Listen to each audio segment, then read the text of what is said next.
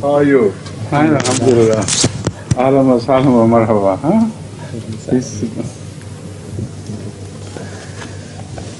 When did you arrive? When I was in Germany? Yes. No, when Hazur was in Holland. Acha, right. And how are you? Fine? Good. Where to press? Where not to? Yeah? It doesn't press, just It doesn't. slide. Right. Assalamu alaikum wa rahmatullahi wa barakatuh. Can we start this meeting? You have been having this Yes, with Imam Sahib. this hour regularly with Imam Sahib. Yes. So please, let's start. Bismillah ar-Rahman ar-Rahim. We wanted to ask. He is a trainee, but he has started learning very quickly, mashallah. I hope your parents will support him further, and if needs be, you can take over in the meantime and for short things, right? Please. We would like to ask Huzur if he would like to say something about his tour to Europe. Who? Yeah, Huzur's tour to Europe. Right. You see, like always, the tour to Germany particularly keeps me very busy because the Jamaat there is very sizable and it is truly universal in its character, cosmopolitan Jamaat. There is, of course, an element from the Germans themselves, which is a very good element. But it's composed of Pakistanis, Indians, Bangladeshis, Turks, Arabs from all different countries, and Europeans, East Europeans, in a very large number, and West Europeans as well, and some Americans, Canadians, etc. So the German Jamaat is truly a miniature world in itself. And Ahmadis from all different nations and countries have got mended together into one beautiful whole. So that is why they keep me busy, because I have to attend separate meetings with them because of the language and the style of questions and so on. So I have to have a meeting with Bangladeshis, one with Francophone Africans, English-speaking Africans, and Arabs, and Francophone Arabs, partial Arabs, like Algerians who speak French and Arabic, like Senegalians, and so on and so forth. So because of different cultures, different languages, different like-minded people, instead of sitting in one meeting, we have to have different meetings altogether. So as such, the daily program was very busy. Sometimes the day, of course, always starts with an early morning walk immediately after the prayer. And because the prayer time has come very close to the midnight, so the day started early, and then afterwards, because the place of Ijtima was at some distance, about 80 kilometers or 100 kilometers, so I had to leave for that about an hour before the time began. So that brought me back home almost 12 o'clock or thereabout. Occasionally I had to return early and say the prayer in the mosque in Frankfurt, But that early means 10:30, 11, that sort of thing. So it was a very busy and interesting day I passed, every day in fact. But I think let him first translate these introductory remarks, then I'll turn to certain points of interest. One very interesting thing which I would like to share with you is about MTA. In one of our German meeting, where largely it was the Germans who were invited to ask questions, there I was told that there is a group from a school, of teachers and students who want to present me something which they have prepared themselves. So I was amazed. I said, but how do they know me and what happened? Then I was told by the head teacher who had come there with them that it is because we have been watching MTA. And we are so impressed by MTA that we must pay you a compliment here in the form of a shield which we have prepared. So they have prepared a shield which they presented me after the meeting. And the shield, instead of writing MTA, wrote Mirza Tahir Ahmed. Instead of the initials, it gave the full name. That was a real surprise, you know. They had gone deep into the significance of the similarity of the same initials for MTA and the initials of my name. And then below they also wrote the other significance, Muslim television Ahmadiyya in full. So they related both the things. And they were quite sincere. And that is what I found about the Germans. Not only now, but every time I went there, I found that Germans are not as rigid and, strict and dryish as they are presented by other Europeans. The Germans are people of truth and honesty, and a large number among them are very straightforward, far more than many Europeans could boast about that. And because of their truthfulness, straightforwardness, if they find any hanky-panky, any crooked behavior, they suddenly shut their eyes to such people. The light Aventus goes off. It's extinguished in their eyes.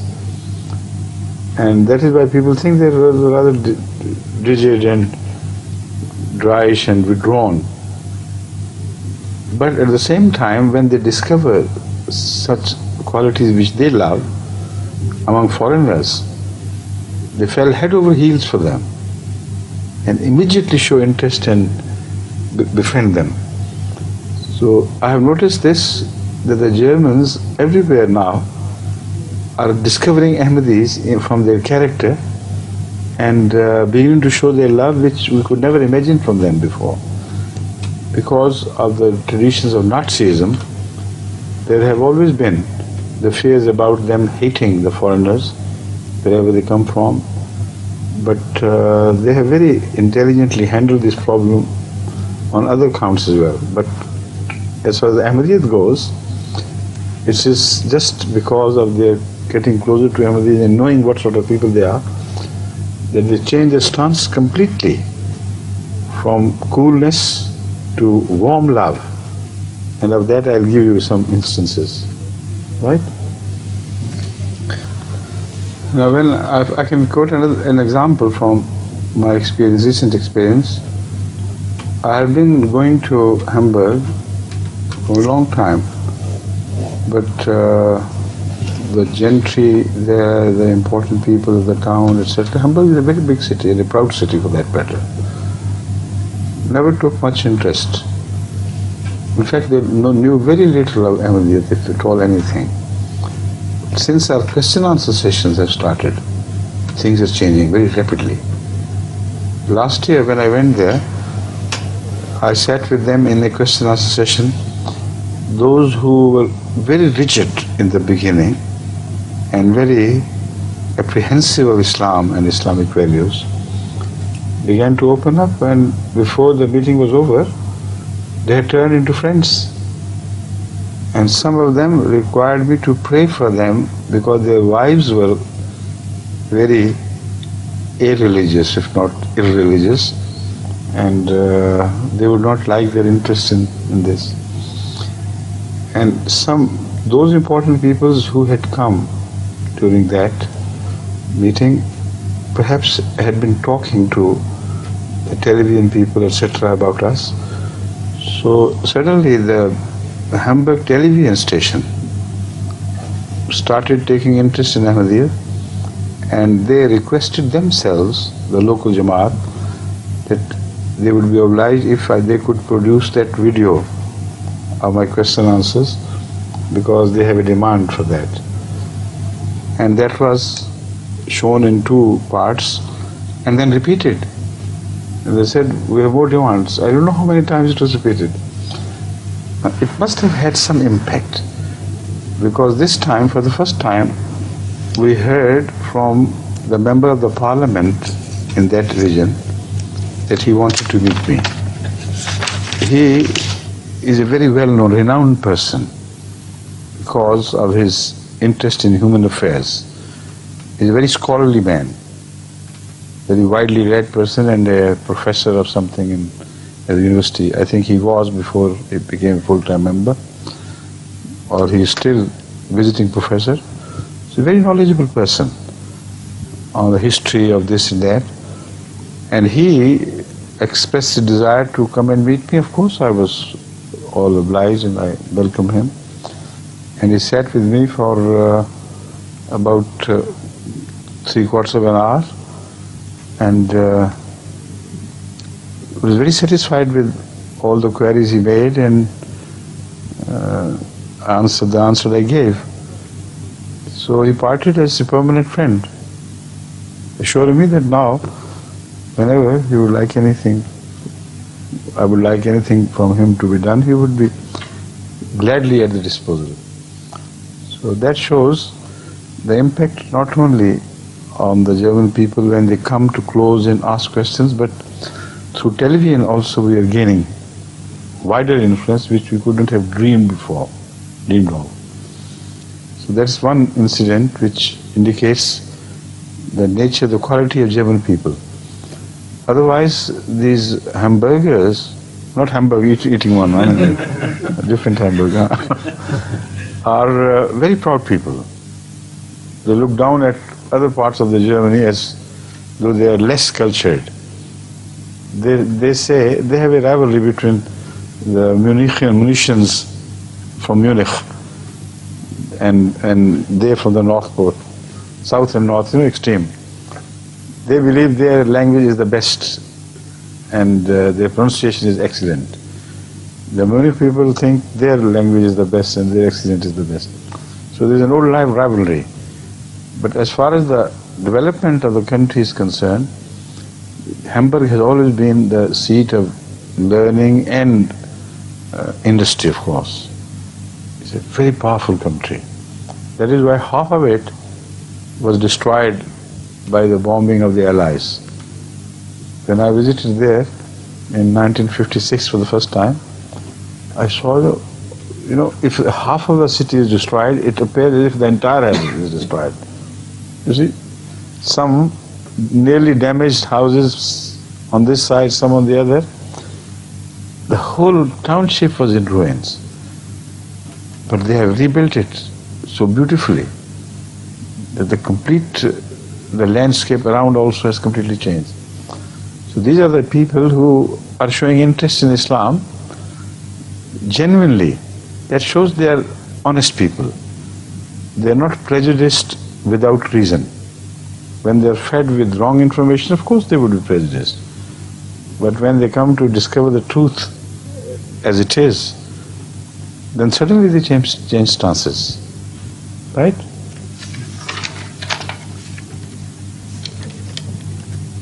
Right. The second incident is again it belongs to a township about 200-300 kilometers from Hamburg to the south, where I visited last time. It's a university township. It's famous for its educational atmosphere. Naturally, when I visited there last year, it were mostly the students, professors of all different subjects, and the mayor was also a very enlightened gentleman, and representatives of the press and other intellectual professions and pursuits were all there. And the atmosphere was so wonderful, they were so decent, yet they would not spare me any question, So that was the beautiful part of it. They would come with very intellectual, issues and questions which could surround me, that sort of something, and leave me completely disarmed. But with the grace of Allah, the Quranic knowledge cannot be played down by any noise or anything. So the reference, my answers naturally were with reference to the Quran and the Hadith, mostly with the reference to the Quran. And at every answer, the questioner began to nod his head or her head in affirmation, except for a few which continued for a while, until all their different questions were exhausted, and then they said nodded and retired. So it was a very interesting atmosphere and intellectual meeting. Now the impact of this can be judged from the fact that when I visited Germany this time, a very sincere invitation was already there waiting for me from the mayor himself. He said, the people who came to the last meeting, the message told me, they are desirous of coming again. So I shouldn't miss this township this time. And the mayor would love to present to me a key of the town as an honor to be bestowed upon you in the memory of how you met with, how you responded to our queries. And thirdly, it said the request was that the township will host a dinner in my honor in the mayor's office. So the representatives of the town, he would like to invite me to that dinner, and he insisted that I shouldn't refuse. So, but unfortunately something happened on that day that because of some accidents on the road, it was impossible for us to reach the town in time. The time was 6 o'clock of the meeting, and up to 8 we were to sit in session, and from then on they were to retire for their dinner. Then I had to go to the mayor's invitation. But it so happened that by 8 o'clock we were still caught in that rush. In the German autobahns, once it is the rush hour and an accident takes place, then it's impossible to move. For about half an hour we stood still. And then we went to some side roads and roamed all around.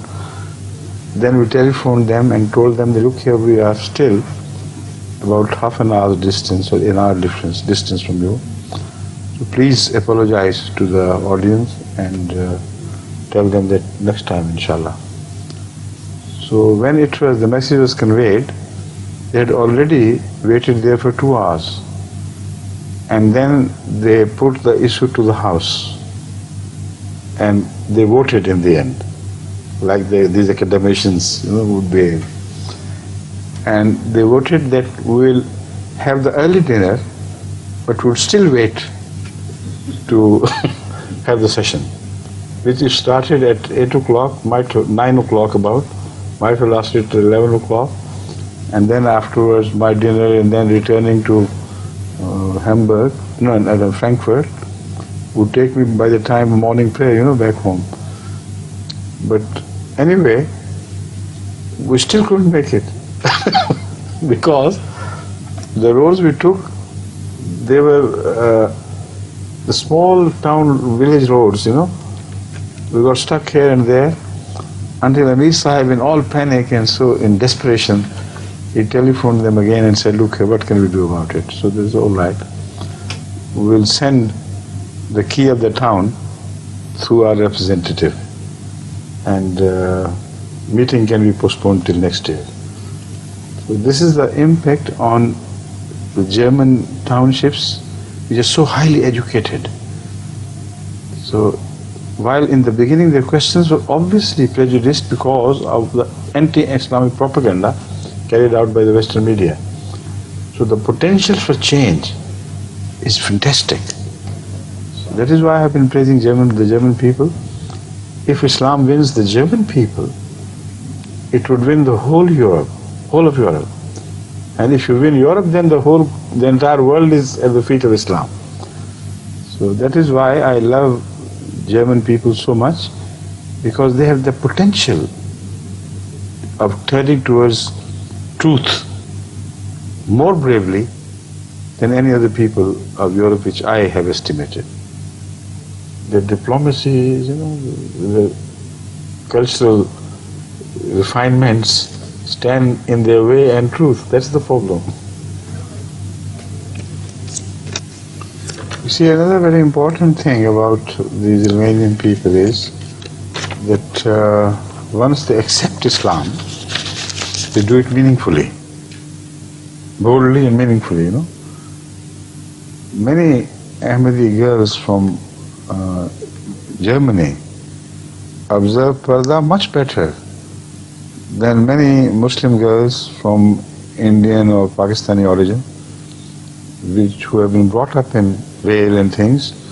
The Germans are doing far better than they.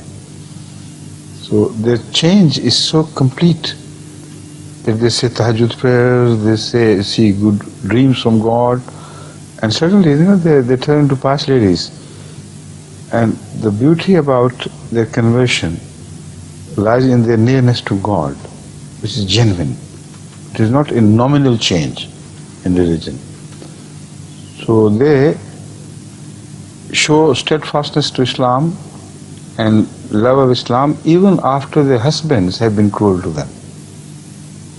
It has happened many times, not too many, but still, many times to be a source of pain to me anyway, that some husbands have not been responding humanely and in the Islamic way to the courtesy and noble qualities of these German wives. So after a while, they started treating them cruelly, and sometimes it also ended up in a divorce. But the ladies were absolutely steadfast. They still bring up their children in the best of Islamic traditions, and their love of Islam and Ahmadiyya is completely untouched by their family affairs. This is again a great compliment to the people of their clear-mindedness, and they don't confuse things. While in our countries, mostly India, Pakistan, etc., if somebody becomes an Ahmadi and some other Ahmadi partner misbehaves, they start writing taunting letters to me. Is this Ahmadi? As if this is the only Ahmadi. I became Ahmadi with such love and this is what some Ahmadi did to me. Even this morning I received such a letter. But the German people are so wise and clear-minded, they don't mix things. This is his Ahmadiyat, he's a wrong man, why should I destroy myself for his sake? And now the German scholarly people are also getting interested, and they're coming from different cities and townships in greater number than ever before. So this is a good sign, alhamdulillah. And I hope, inshallah, this is going to create some big differences in future. Now, there are other important, not races, but large groups of foreigners who live in Germany, like Turks. Turks are found in large numbers, and also Albanians, Bosnians, and Russians, and people from other European countries as well. Germany has opened their door to these foreigners with a far greater heart than any other European country. They say that it is a big country, it can afford. But it's not just that. When the Germany was, when the country was divided into East and West, it had become halved, yet their hearts did not halve. They remained open and big. And they continued to accommodate not only Eastern foreigners, Africans of all sorts, Arabs. I think more Arabs have sought shelter in Germany than any other country in the world. And also Eastern European from everywhere, Pakistanis, Bangladeshis, Turks and whatnots. And yet, as long as they behave, they're all right. But if somebody begins to misbehave, then they cannot tolerate it. They become very rigid and even punishing to such people. With the grace of Allah, Ahmadis are not that. Not the type of people who would create small cartels here and there, groups of vagabonds, and mug people or do all the antisocial activities.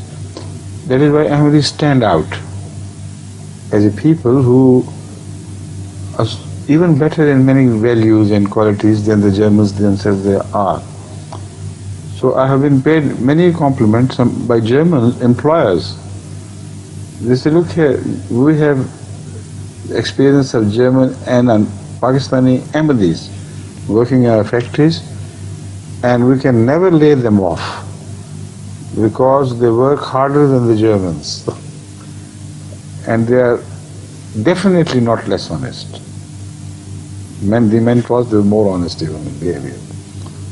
One of them told me that he had come only for the sake of meeting the leader of the man who was working as a laborer in his factory. He said, let me see, set my eyes on that man who has produced such followers. But he didn't know. Of course I explained to him, it's not me, it is the Rasulullah Sallam, whose teaching is still alive, who 1400 years from us can still bring about revolutions.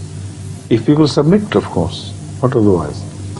So we are only the instrument of bringing about that revolution meaningfully, because we believe in and honestly believe in, are sincere to our loyalty, sincere in loyalty to our purpose. Anyway, these are, other things. What I wanted to tell you was that the Germans are very impressed by character, not by words.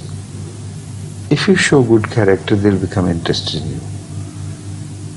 And that is why they do not listen to the anti-Ahmadiyya propaganda carried out by, I'm told, largely Kuwaitis and Saudians, or the institutions they support.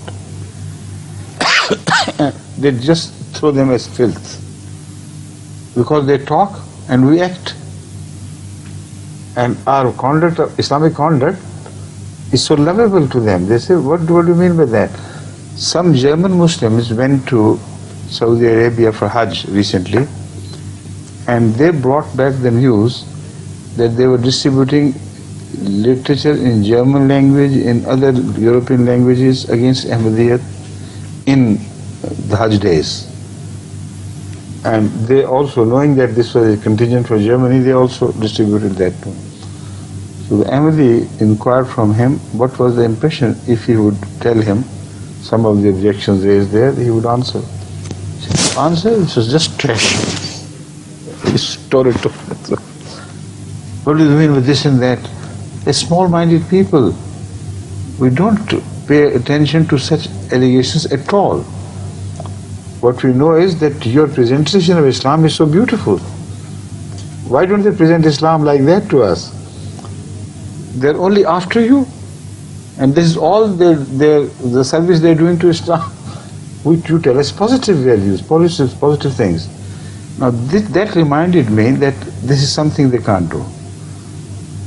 They can't hold question answer sessions with them so openly as we do, because we are 100% confident that the views expressed about Islam and Islamic values by Ahmadis, based on the Quran and as guided by Hazrat Masih alayhi salatu wasalam, are so powerful, so attractive, that they can be presented in the broad daylight to anyone and you will never be defeated.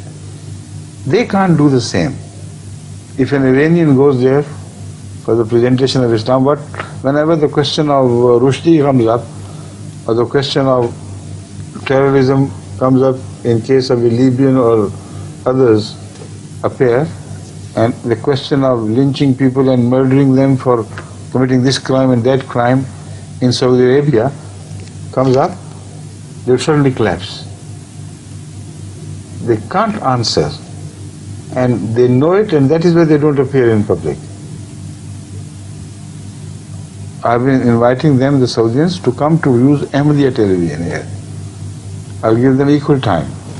Discuss things and let the world judge for themselves. So your propaganda will be carried out if you are really powerful in arguments to the whole world at our cost. They didn't respond. So this is the advantage we have in Germany. Now we are becoming the sole spokesman of Islam. We're emerging as that.